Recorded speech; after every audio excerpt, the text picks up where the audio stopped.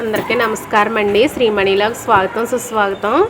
ఈరోజు మీకు మా అమ్మగారి ఇల్లు అయిన తాడేరులోని మా బావాల చెరువు దగ్గర రొయ్యలు పట్టుబడి వీడియోనైతే మీ ముందుకు తీసుకొస్తున్నాము.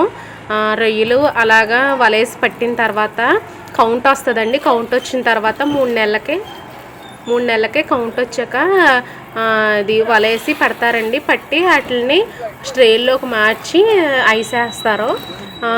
ఈ పెట్టుబడి నేను చిన్నతనంలో మా నాన్నగారు మాకు చెరువులు ఉండేయండి. మా నాన్నగారితో వెళ్ళినప్పుడు చిన్నతనంలో చూసేదాన్ని.